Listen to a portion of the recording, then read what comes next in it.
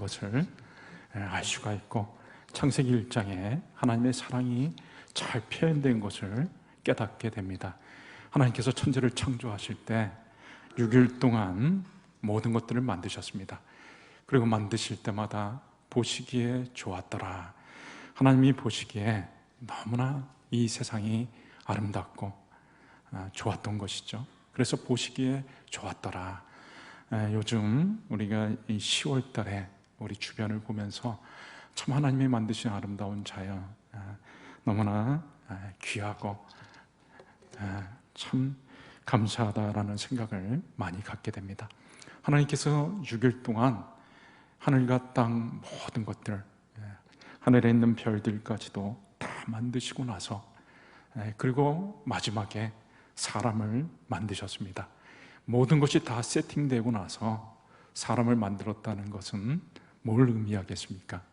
그것은 사람이 살기에 가장 좋은 적합한 환경을 만들어 놓고 사람을 만드셨기 때문에 사람으로 하여금 그 모든 것들을 다 누리게 하신 것이죠. 그래서 창세기 1장 말씀에 나타난 대로 제일 먼저 사람에게는 하나님이 축복을 하십니다.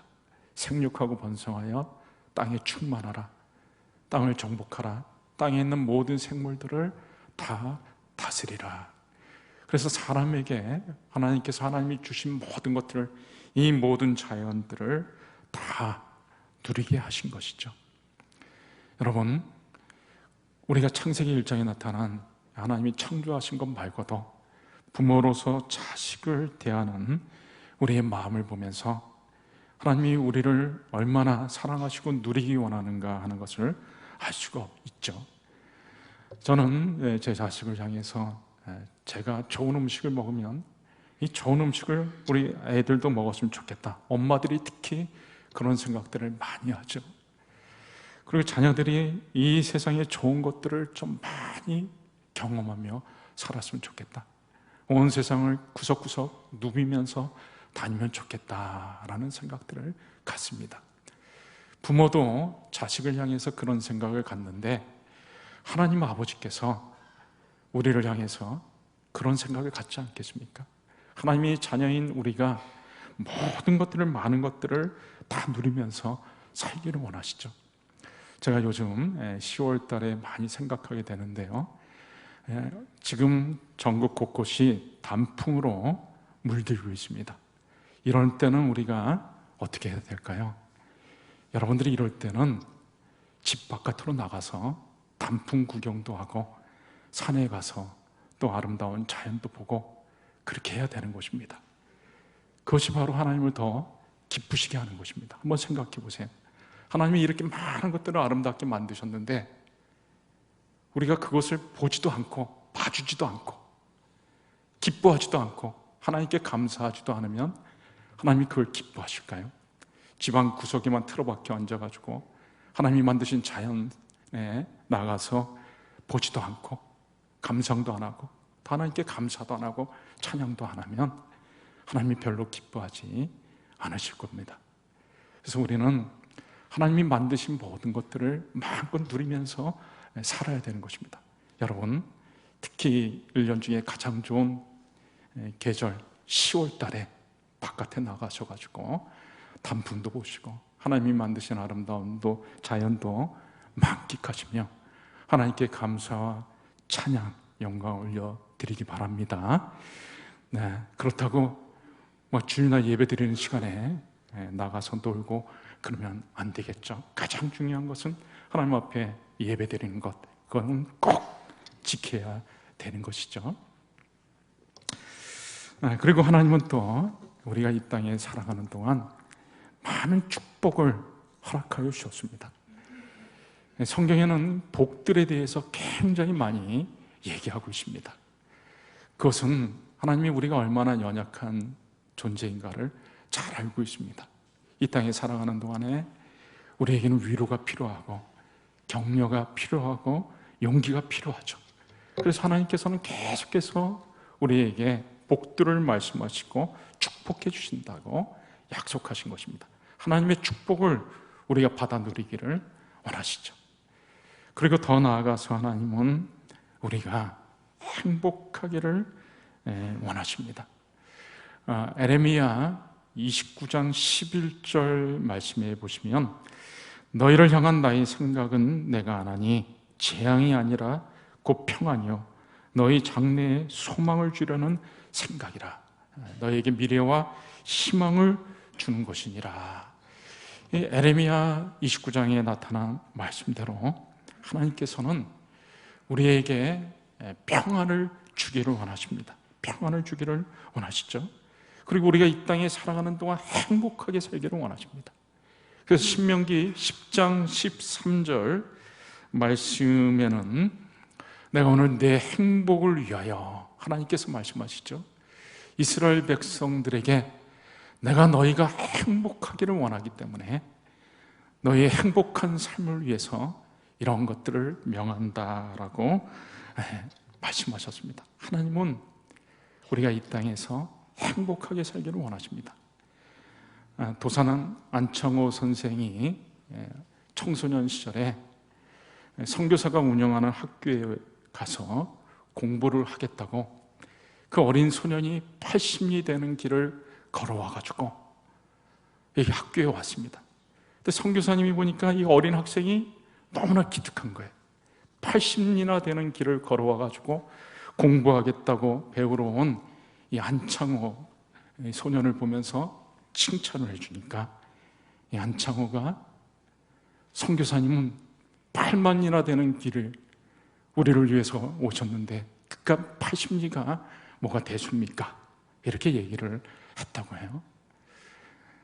우리 주님께서는, 우리 예수님께서는 하늘의 영광스러운 보좌를 내려놓으시고 우리가 죄 가운데, 고통 가운데, 영원한 불행 가운데 사는 것을 안타까이 여기셔서 우리를 행복하게 만드시려고 저 하늘의 영광스러운 보좌를 내려놓으시고 이 땅에 오신 것입니다.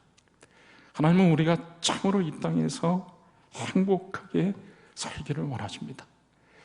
그리고 우리가 이 땅에서 하나님이 주신 것들을 누리고 축복 가운데 살고 행복한 삶을 살기 위해서는 우리가 하나님의 은혜 가운데 늘 거해야 되는 것입니다. 하나님의 은혜에서 떠나면 사람은 망하게 되어 있습니다. 하나님께서 아담을 위해서 모든 것들을 갖고 놓으시고 이제 하나님께서 특별히 아담에게 축복하셨습니다. 아담을 존귀한 자로 만드셨습니다.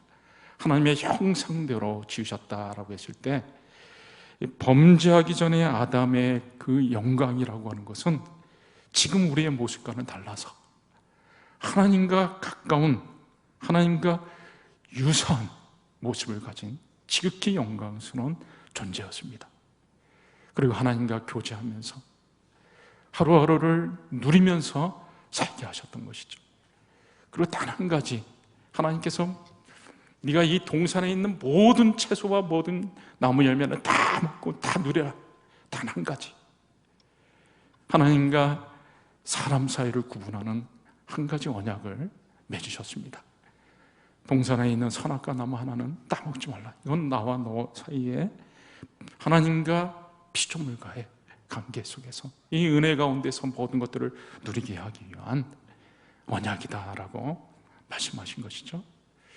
그런데 하나님이 말씀하신 이 은혜 가운데 살 수 있도록 그렇게 했는데 뱀이, 마귀가 아담을 유혹하죠. 그리고 하나님의 그 축복의 말씀을 왜곡시켜 버립니다. 하나님은 모든 것을 다 누리고 단 한 가지 나무만, 선악을 알게 하는 나무의 열매만, 단 한 가지만 먹지 말라 그랬습니다. 근데 마귀는 하나님이 마치 사람에게 엄청나게 많은 제약을 준 것처럼 그렇게 하나님의 말씀을 왜곡합니다. 창세기 3장 2절에 보니까 마귀가 이렇게 얘기하죠. 하와에게 하나님이 여자가 뱀에게 말하되 동산 나무의 열매를 우리가 먹을 수 있으나, 그 전에 창세기 3장 1절 말씀에는 동산 모든 나무의 열매를 먹지 말라 하더냐. 그러니까 동산 모든 나무의 열매를 먹지 말라고 하더냐. 뱀이 그렇게 얘기를 하죠. 그러니까 뱀이, 이 악한 마귀가 사람을 넘어뜨리기 위해서 하나님의 말씀을 곡해해가지고 그렇게 사람을 흔든 것입니다. 결국 아담과 하와가 그 미혹에 넘어가가지고 하나님과 약속한 것들을 깨뜨립니다. 그리고 어떻게 되죠? 에덴 동산에서 쫓겨납니다. 그가 누리던 모든 것들을 다 잃어버리게 됩니다. 한마디로 하나님의 은혜 안에서 떠나게 되니까 망하고 만 것이죠. 요한복음 15장에는 예수님께서 포도나무와 포도나무 가지 비유를 통해 가지고 말씀하십니다. 나는 포도나무고 너희는 가지다.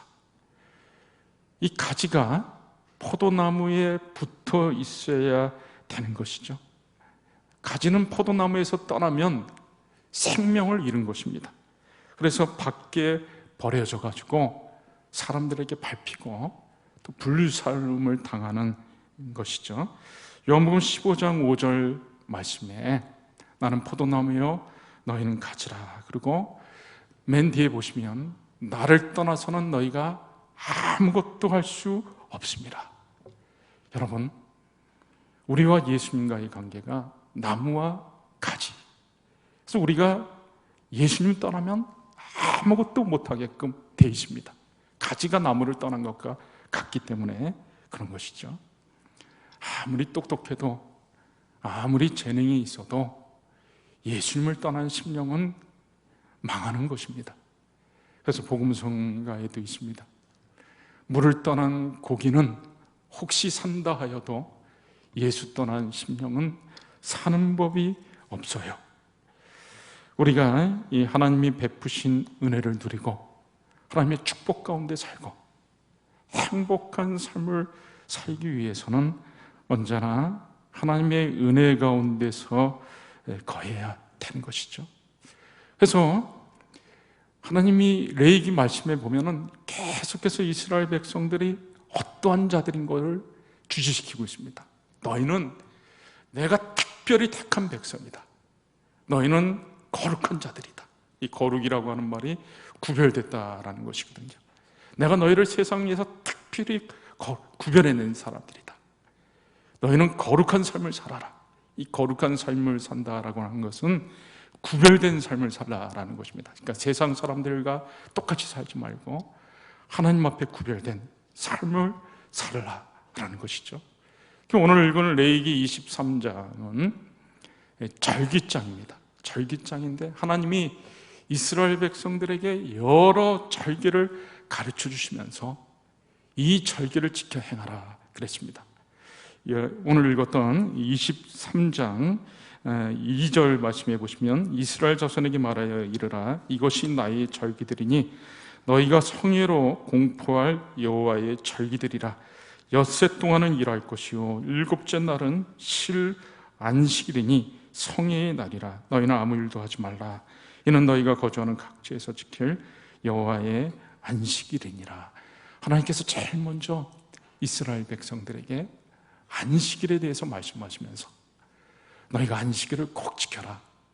1년 12달 매주 안식일을 지키라 라고 말씀하셨습니다.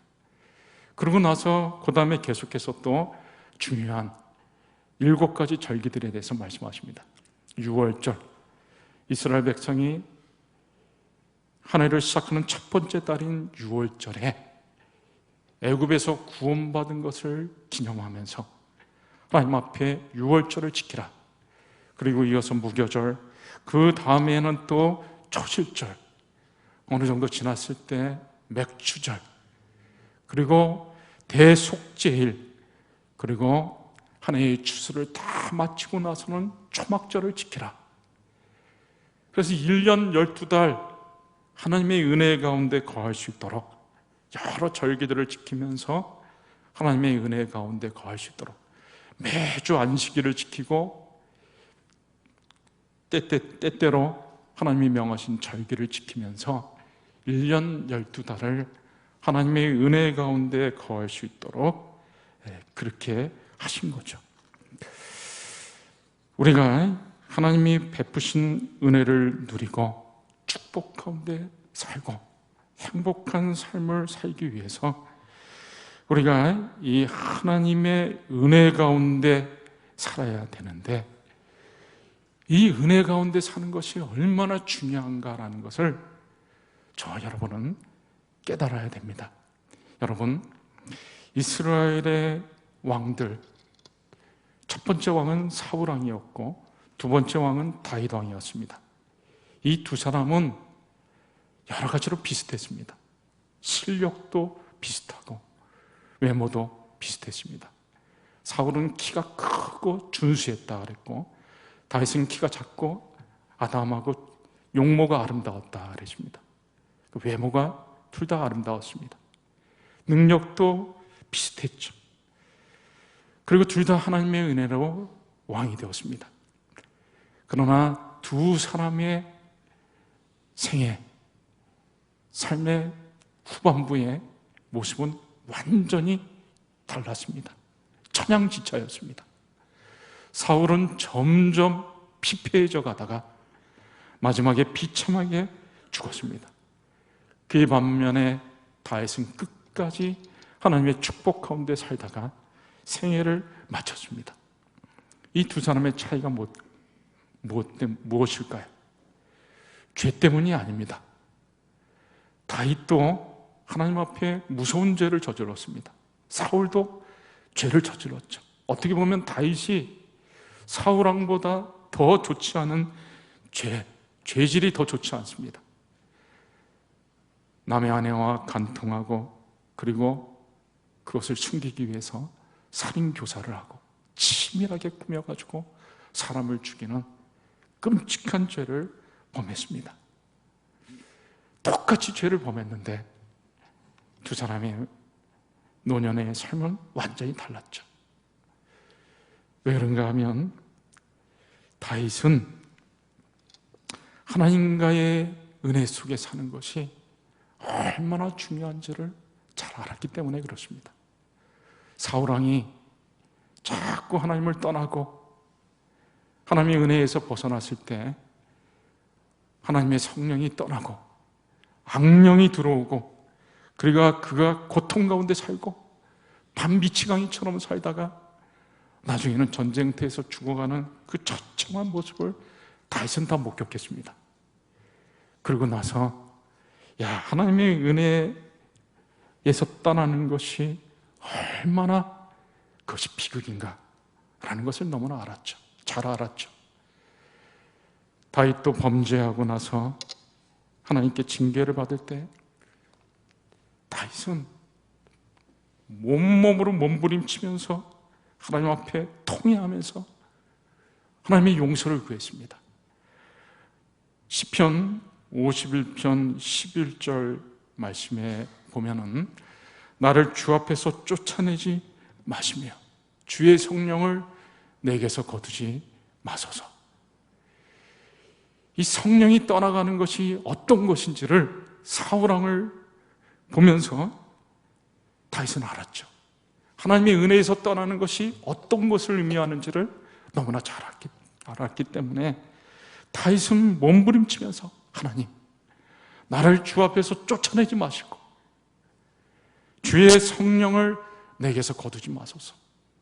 하나님, 내가 이렇게 큰 죄를 저질렀지만, 너무나 끔찍한 죄를 저지른 것 맞지만 하나님, 나를 용서하시고 나를 주의 은혜 가운데 살게 하여 주시옵소서.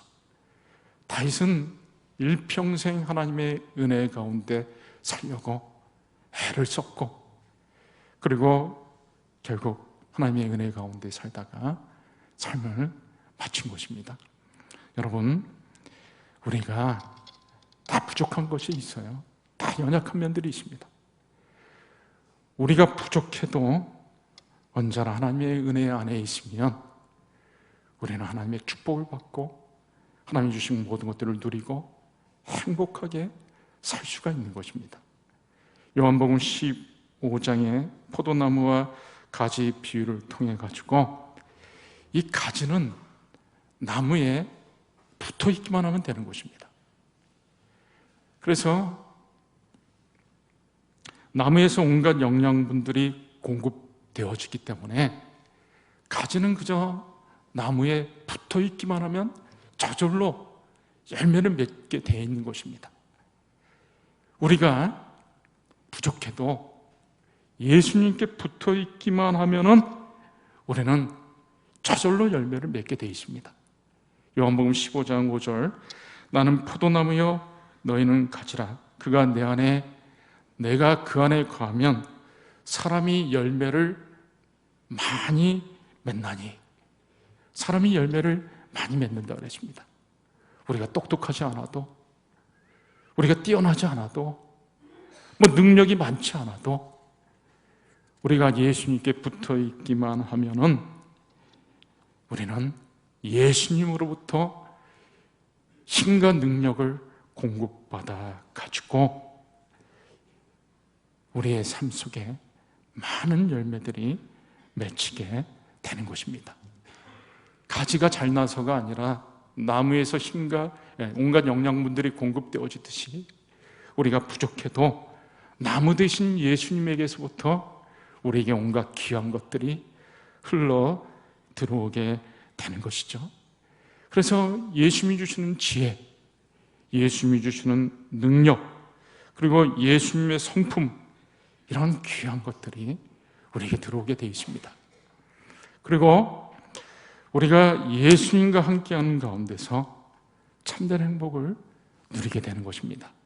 여러분, 행복은 환경에서 오는 것이 아닙니다. 사도 바울이 로마 감옥에서 그 힘든 감옥에 있으면서도 그 빌립보서에 보면 하나님 앞에 감사한다라고 하는 말이 계속해서 나옵니다. 그 감옥에 있지만 바울은 하나님의 은혜로 인해, 예수님으로 인해서 너무나 감사한 거죠. 환경과 상관없이 행복을 누릴 수가 있는 것입니다. 이제 말씀을 좀 결론을 맺도록 하겠습니다. 여러분, 우리가 하나님이 주시는 것들을 다 누리고, 그리고 하나님이 주신 축복 가운데 살고 행복한 삶을 살기 위해서는 하나님의 은혜 가운데 거해야 된다라고 말씀을 드렸습니다. 우리가 늘 하나님과 동행하며 살아야 됩니다. 이 코람데오라고 하는 말이 있습니다. 이 말은 하나님 앞에서라고 하는 뜻이죠. 그러니까 우리가 늘 24시간의 삶 속에서 하나님과 동행하며 하나님 앞에서 살아가는 것입니다. 창세기에 보면 요셉이 애굽의 종으로 노예로 팔려가가지고 그곳에서 성실하게 일을 합니다. 근데 그만 주인의 아내, 이 보디발의 아내가 요셉에게 미혹을 하죠. 나와 잠자리를 같이 하자. 과거에 인권이 없던 시대였기 때문에 그거는 수청들라고 하는 말이었습니다.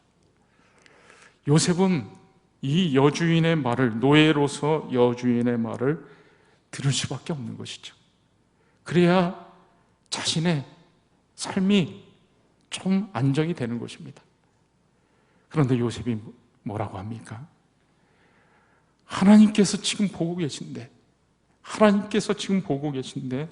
내가 어떻게 하나님 앞에 죄를 지으리까? 지금 요셉은 하나님의 눈을 의식하고 있습니다. 자기의 고향, 살고 있던 집에서 멀리 이역만리로 와가지고 혼자이고 아무도 자기랑 아는 사람도 없고 그곳에서 자기가 마음대로 살아도 될 것 같은데 요셉은 그곳에서 하나님의 눈을 의식하고 있습니다. 하나님이 지금 보고 계신데 내가 어떻게 하나님 앞에서 죄를 범할 수가 있습니까? 우리가 날마다 우리 안에 계신 예수님과, 우리의 주인 되신 예수님과 동행하며 살아야 되는 것입니다. 여러분, 언제나 우리 안에 계신 예수님 저와 여러분의 안에 계신 예수님을 의식하면서 하루를 살아야 됩니다. 예수님이라면 어떻게 하실까? 예수님이라면 어떻게 생각하실까? 예수님이라면 이럴 때 어떻게 대처하실까? 그럼 내가 이렇게 하는 것이 예수님을 기쁘시게 하는 것일까? 예수님이 슬퍼하시지는 않을까? 그리고 매 순간순간 내 힘이 아닌 예수님의 힘을 의지하고, 나무가지가 나무에서부터 오는 힘과 영양분을 공급받아가지고 살듯이 우리가 예수님이 주시는 힘과 능력을 의지하고 그렇게 하루하루를 살아가는 것이죠. 그래서 늘 24시간 우리의 주인 되시는 예수님 중심으로 하루를 살아가는 것입니다. 제가 이제 설교의 마지막을 우리 이성복 목사님이라는 분, 성결교회 대부흥사였던 이성복 목사님 지은 노래 가사로 설교를 마무리하고자 합니다. 이 이성복 목사님은 항상 이 오른손을 이렇게 꽉 쥐고 살았어요. 그러니까 사람들이 이 이성복 목사님이 늘 오른손을 꽉 쥐고 사니까 궁금해했죠. 손에 무슨 장애가 있나 보다. 손에 뭘 쥐고 있나? 손이 조막손인가 보다. 여러 가지 생각을 가졌죠. 어떤 분이 이성복 목사님에게 왜 목사님 오른손을 이렇게 꽉 붙잡고 있냐고 물었을 때 예수님 손 잡고 있는 거야. 예수님 손 잡고 있는 거야. 자기가 평생 예수님과 동행하려고 일부러 예수님의 손은 꽉 붙잡는다는 의미로 오른손 주먹을 꽉 쥐고 살았다는 것입니다. 그리고 이 목사님이 주님 한 분만으로라고 하는 노래를 지었는데 제가 가사를 한번 읽어드리겠습니다. 아름답다 예수여 나의 좋은 친구, 날 위하여 죽은가 날 위하여 사셨네. 예수님 내 주여 내 중심에 오소서. 주님 한 분만으로 만족합니다. 나의 모든 일에 주님이 최고요. 주님 모든 일들은 나의 것이 되네. 예수 없는 사업은 성공 같되 실패요. 예수 있는 생활은 만사 유익합니다. 예수님은 내 생명 또한 나의 기쁨. 예수 없인 내 생전 잠시도 못 사네. 아침에는 예수로 눈을 뜨게 하시고 저녁에는 예수로 잠을 자게 하시네. 밖에 나가 일할 때 주님 감독하시고 집에 홀로 있을 때 예수 사랑 한없네. 물을 떠난 고기가 혹시 산다 하여도 예수 떠난 심령이 사는 법은 없다오. 예수 죽음 내 죽음, 예수 부활 내 부활, 예수 승천 내 승천, 예수 천국 내 천국. 사모하는 천국집 지금 찾아가오니 영원 무궁하도록 주와 같이 살리라. 거룩함과 인내로 신혼신을 단장코 공중혼인 그날을 매일 고대합니다. 이 이성복 목사님이 지은 노래죠. 이 노래 가사에 예수님과 함께 하려고 하는 마음이 구구절절히 표현되어 있습니다. 예수님은 내 생명 또한 나의 기쁨. 예수 없인 내 생에 잠시도 못 사네. 아침에는 예수로 눈을 뜨게 하시고 저녁에는 예수로 잠을 자게 하시네. 밖에 나가 일할 때 주님 감독하시고 집에 홀로 있을 때 예수 사랑 한없네. 예수 없는 사업은 성공 같되 실패요. 예수 있는 생활은 만사 유익합니다. 여러분, 이 땅에 살아가는 동안 여러분이 참으로 하나님이 주신 은혜를 마음껏 누리고 하나님의 축복을 받아 살고 늘 행복한 삶을 영위하시기 바랍니다. 매일매일 하루 24시간 1년 365일 하나님의 은혜 가운데 거하시기를 바랍니다. 늘 하나님과 동행하시고 24시간 예수님을 중심에 모시고 예수님 중심으로 사는 저와 여러분들이 다 되실 수 있기를 주의 이름으로